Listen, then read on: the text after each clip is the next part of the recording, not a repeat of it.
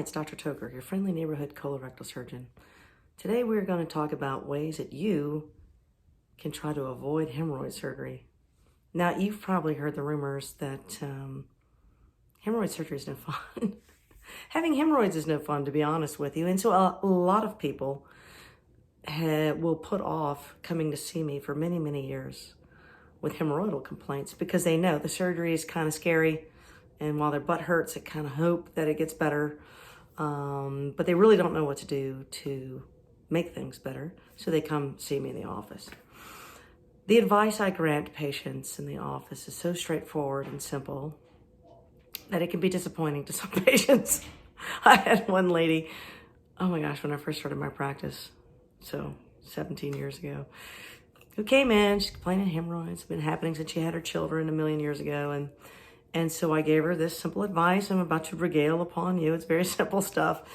And she leaves. And she comes back about a month later, and she's no better. I was like, oh, wow, that advice did not help you? Because it helps like 90% of patients. She goes, oh, I didn't do anything you told me. It was so simple and so ridiculously simple that I thought you weren't serious. But I'm no better, and so I do want to have something done. So I insisted that she at least try to do something non-surgical before we proceed. And then she came back a month after that and said, oh my God, that was genius. Why didn't anyone tell me that sooner? And I don't know the answer to that. So the answer is usually quite simple. It can save you some money coming to see me. If this advice works, then, cancel your appointment. Right? I only want to see people who need surgery. And the best way to figure out if you need surgery or not is to follow this advice. And if it does not work, then I am a surgeon and I have a knife. And I'll cut you. I got no problem with that.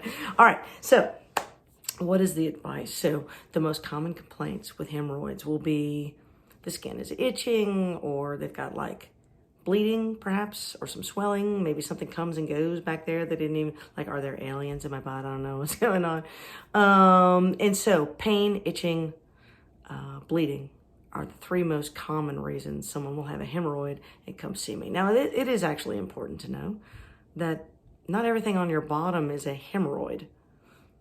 I have patients come in, they swear they have a hemorrhoid. Other doctors have said it's a hemorrhoid, and it's really not a hemorrhoid. It'll be a fistula or a fissure or something like that. So there are other diseases that are not hemorrhoids. And of course, those diseases will probably not get better with the advice I'm about to give you. So if you do the following things for about 1 month and you are no better, then by all means, see me or see a colorectal surgeon in your area who can offer you the different variety of treatments that we do for hemorrhoids. So, okay, so let's pretend you've got, what does the Preparation H commercial say? The twitching from the itching and the squirming from the burning, truly. If your hiney is in a bindy, as I like to say, I want you to do the following things. First of all, the number one cause for hemorrhoids is going to be constipation, reading while sitting on the toilet, childbirth, or professions that require a lot of squatting. So like auto mechanics, people who like to garden. Okay, this is one of my favorite stories. And I know this is going to be a really long video. Y'all hunker down. Okay, so the patron saint, I'm Catholic now, you can tell. The patron saint of taxi cab drivers and gardeners is also the patron saint of hemorrhoids. Now that ought to tell you something, okay? So bucket seats that you would find in your run-of-the-mill car back in the old days, bucket seats were literally, it's a bucket that you sat on, sort of like a toilet seat, right? It sort of has that bucket-like gravity effect. Gardening, you have to do a lot of squatting and lifting stuff. Auto mechanics also, if they're changing a lot of tires or going underneath the car or whatever. So that activity of chronically just sort of dangling your bottom, especially if you're lifting something heavy, causes swelling and leads to hemorrhoids. Oh, so back to the patron saint. Okay, so here's the story. Basically, there was this Irish monk, and he apparently had some manner of a gift for healing people. And so he got kind of famous, and monks don't like to be famous. You know, they like to be sort of in the obscurity. So he moves from Ireland to France to escape the mob. He's sort of like an early stage Justin Bieber, if you could imagine. I mean, like the mob is coming to get him because they're sick and they want to be healed. And this guy, his name was Fiacre, had an ability to heal people. So he escapes to France to get away from the mob of people, the throngs of people who want to be healed. And, his reputation preceded himself. And so he gets to France and people start coming to him while he's in France, again, to be healed. And he thinks to himself, well, gosh, I need more area because my poor little monkey area is not big enough. He has this like tiny little chapel in his little hut that he lives in. And there's all these people who are sick and they need a place to kind of recuperate.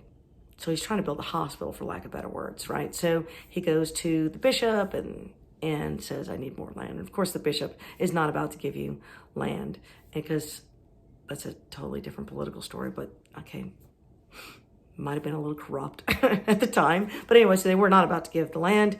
And the bishop decides he can't just say no because the land is for the healing. And that sounds terrible to deny people a hospital. So he says, you can have all of the land that you can dig a trench around in one day. Okay, so, and here's the little short-handled shovel that you have to do it with. So here's your short-handled little shovel. Knock yourself out. You got 24 hours. If you want to expand your little monastery, just start digging. Okay, you've got one day to do it. Okay, so he goes back to his little monastery. Crack of dawn, he wakes up, grabs his little short-handled shovel and sticks it in the ground, and a huge hole occurs, like sort of like this miraculous event is happening. So that's cool. So all he has to do is kind of drag this little short-handled shovel in the ground, and this huge trench sort of follows the shovel. That's fantastic. So this poor guy with his short-handled little shovel is semi-squatting and dragging this shovel for probably miles, really, around his monastery, and encircles the entire monastery with basically a moat, all in one day. And at the end of the day, he's exhausted. He's greatly expanded his property. Thank you, Bishop. That was fantastic. What a great idea. Much to the dismay of the bishop. And then at the end of this whole process, okay, like his butt hurts because, of course, he's been doing all this gardening with his little shovel. And he sits on a giant rock that's on the property. And I know this is a little hokey. Just bear with me. And as he sits there, the impression of his poor little hemorrhoids embed into the rock. But the rock cures his hemorrhoids. He gets up and you can see the implant of hemorrhoids into this rock. To this day, people with hemorrhoids will go to France, to this monastery, and sit on this rock. But anyway, they call it the figs of Saint Fiacre. So for forever, hemorrhoids were considered figs because when they're large, they'll have sort of like a fig-like orientation around your hiney. So his name is Fiacre. So it's Saint Fiacre, the patron saint of hemorrhoids. I don't know if you wanted to know that information. But to me, it points a very important thing, which is that actions that prolong the squatting and exertion at the same time cause pressure on your bottom and therefore worsen hemorrhoids. And then, of course, if you had the faith of God, you can sit on a rock and it'll heal itself. But I mean, I'm just saying, none of us are saints. Well, very few of you are saints. I am not a saint. That's probably not going to happen. So what you should do instead of trying to find the holy rock that helps you is you should probably avoid the prolonged squatting and dragging of a shovel or the gardening, sitting on a toilet for a prolonged period of time, driving in sort of a bucket seat type car seat that doesn't have support underneath it, sitting in an office chair that doesn't have support on it. So all those things can worsen hemorrhoids. The first thing to do to avoid my services is to avoid prolonged sitting on the toilet. So take all the literature out of the bathroom. Put a pillow in the seat that you sit in at work and in your car. Not a donut pillow, but a regular pillow. And then be cognizant when you are working at home, working in the yard, chasing kids, not to squat and do something because it's like the quickest way to get down and up is just to kind of squat instead of sitting all the way down. But sit all the way down, or they do make gardening stools that you can sit on and sit on that. It's got a long handle, so you can stand up, grab the handle and move it, sit back down. So that is the number one thing that you can do to avoid needing my services. How stupid is that? That's simple. Okay. Step number 2 that is actually also very simple is to drink more water. So most people are chronically dehydrated. Most drinks these days are caffeinated, and caffeine will chronically dehydrate you. So water. And this is an odd statement, but I have a lot of patients who don't like water. Why? God gave you water. It's like water springs forward from the ground. It's like the most amazing thing ever in the world, and you need it to survive. But people are so accustomed to having flavoring in their water. And of course, we are in Texas, so everyone's drinking tea, which is caffeinated. And caffeine will slightly dehydrate you. So it does not matter how much you drink. You're going to pee it all out and you're going to be dehydrated. Dehydrated people tend to be constipated, and constipated people tend to have hemorrhoids. You get what I'm saying here? So you can do decaffeinated tea if you insist. Or you can put Crystal Light or something like that in your water if you got to have some kind of a flavor, or Mio, or whatever it is that floats your boat, that makes water taste more lively, so to speak. Okay, but fluids without caffeine are important. And lots of them, in my weight loss patients, I make them drink at least 64 ounces of water in a given day, and if not more. So that's a minimal. Okay, so water, it's nice. And then the third thing I tell patients to do, and again, very straightforward, is fiber. Now, a lot of people, and again, because we're Americans and we want everything sort of prepackaged, everyone eats prepackaged stuff. So they'll go and get Fiber One bars. Don't do that. I've yet to have a patient who eats Fiber One bars where it doesn't cause crampy belly pain. And it may be because there's a lot of people who eat it and they don't get the crampy belly pain and they just never have butt problems. And so I never meet them. But I have a lot of patients who are like, oh, I tried those Fiber One bars. Woo, can't do that. So don't do Fiber One. I don't know what the fiber is that they put in there. I guess I should study that. But it's gassy. It's very gassy. So fiber can be gassy. The number one fiber supplement, believe it or not, there was a recent study, kiwi fruit. Better than prunes, they say. Better than prunes and better than Metamucil. So if you like kiwi, 2 kiwi fruit a day has better effects for constipation with less gas bloat issues than almost any other source of fiber. So free tip of the day, eat your kiwi fruit.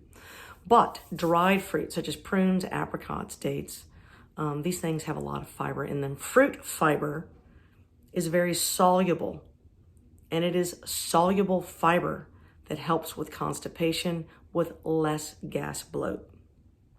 Vegetable fiber tends to be insoluble, and while that is an important digestive aid, can cause gas bloat. So, and then you also have some types of brand fiber. So psyllium is a great fiber. It's in Metamucil and Consul. Those are the 2 name brand. With psyllium husk can be kind of gas bloaty. So you have to take a little bit of that instead of the 3 tablespoons, I think is the typical dose. So they start low, like a half a tablespoon, then work your way up to the 2 or 3 tablespoons and titrate to effect. Soluble fibers in the powdered format work because you drink a lot of water with it. So you want to mix it in water, and then you want to chase it down with more water. So you need to have fiber and you need to have water. So the magic is basically this. Fiber traps water. That water stays in your GI tract. Your body can't absorb it because it's trapped by the fiber. This adds bulk to the poop and also softens things. So people who eat soluble fiber tend to be less constipated.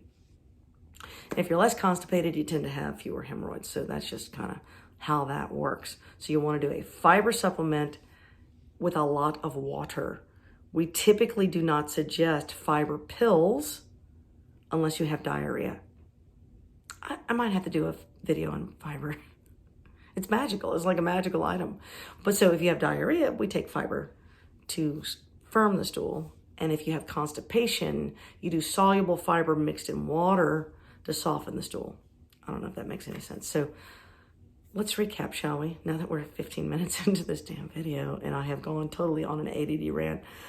To avoid needing my services for hemorrhoids, you should, number one, avoid prolonged sitting on the toilet, prolonged squatting, or prolonged squatting while straining in particular, i.e. avoid constipation. Number two, you should drink more water, in particular with number three, soluble fiber. Okay. Other things that you can do, if you're like hurting right now, is spend time in a warm bathtub.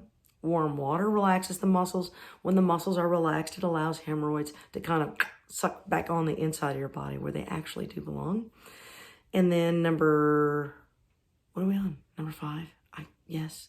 If you've got a hemorrhoid that falls out, make sure you push that thing back in. That's where it belongs. Okay. So put a little pressure on your hiney. Suck that hemorrhoid back in. What else? I don't know. It seems like simple advice, right? To eat your fiber, drink your water, put a pillow in your work chair at work, warm baths. If you feel a hemorrhoid falling out, pop it back in. Over-the-counter suppositories actually work just as well as medicated suppositories. So I don't write a prescription anymore for steroid suppositories because they cost hundreds of dollars and they're not really that much more effective for hemorrhoids than Preparation H. So over-the-counter suppositories work. Why? Because they just force the hemorrhoid back on the inside where they belong. You can do that for free. Mark 1, hemorrhoid pusher-upper. That's horrible, isn't it? Use some toilet paper if you're icked out about your own butt. So, all right, so that's advice. How to avoid me. I look like a lot of fun, though. Okay, now that you've watched this, you might want to come say hi just to say hi, you know. But if you're scared of me as the surgeon with a knife in my pocket wanting to cut you, you may want to try this advice first. If it does not work, I am going to make another video that makes the surgery sound less scary in a way that you can heal from it without a lot of pain and complication. Okay, so, all right, I will see you during that video coming up soon.